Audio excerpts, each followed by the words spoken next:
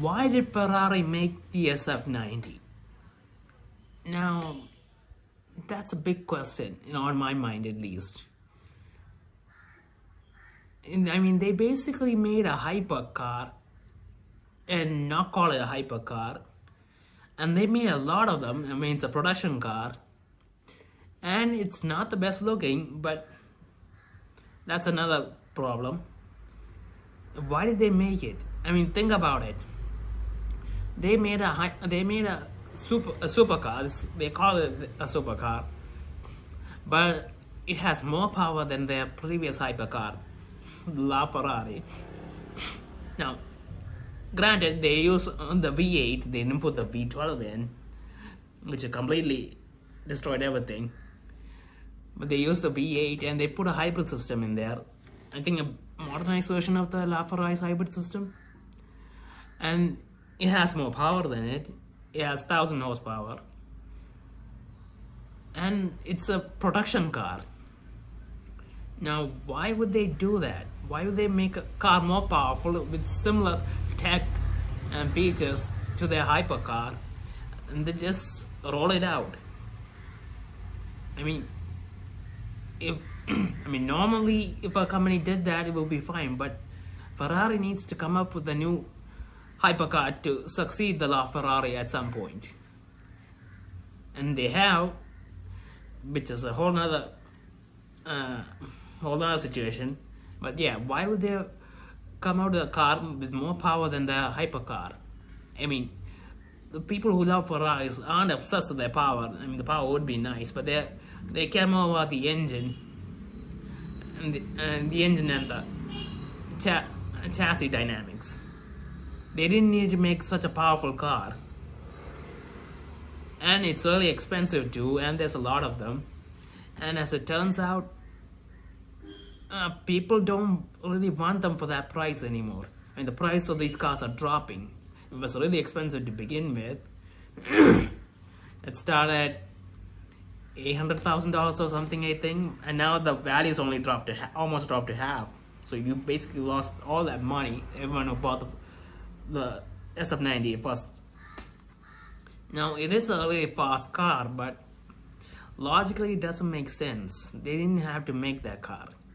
And then let's get down to the looks. The looks are not that impressive. It's not something that you go turn around and look at and go, wow.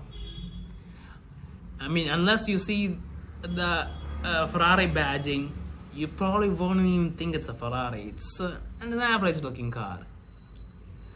I mean, yes, I guess they had to move away from the previous design sooner or later. They couldn't keep using it forever, but this seems like a step down. I mean, honestly, if you compare it to the previous one, the 458 and 458 generation of designs, those look more modern than this one.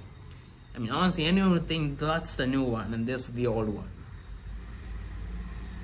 So yeah, they made a car more powerful than their hypercar, and they made a lot of them, and people don't really want them. Now this is causing serious trouble for their brand, because when the next Ferrari hypercar successor comes out, it's gonna have to be much better than this one in terms of look, design, and power, and all that. Which is a problem, which is a real problem. Now, looks, sure, they could have changed it. They didn't, but they could have changed the hypercar's looks. But yeah, let's focus on this car for now. So I don't know why they made it. I mean, maybe to sell more cars because they needed to make a profit, but it wasn't the right move.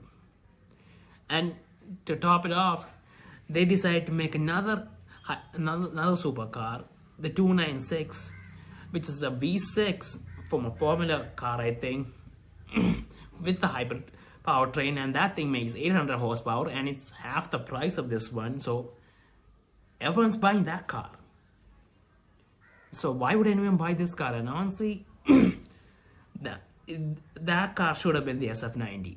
There's no reason for this version of the car to exist. I mean, it has 800 horsepower, it's more than enough.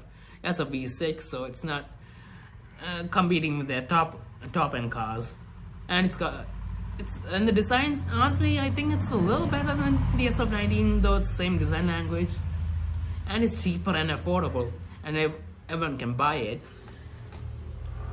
So yeah, they came out with that car, so this car really doesn't make any sense anymore. I mean, anyone who's looking to buy either these two cars, they're not going to care that much about the 200 horsepower difference, considering that it's double the price. They're just going to go with this one, and feels really great. The engine, even though it's a V6, it sounds really good. It has a lot of feel to it. So yeah, that should have been the SF90. They should have never made that thing. They should have just made the 296, and then they came out their SUV. These two cars would have been more than enough. So it's a bit of a mess from Ferrari's part. I don't know why. Maybe it's a new business strategy to sell more cars or something. But yeah, that's the problem with the SF90. Okay.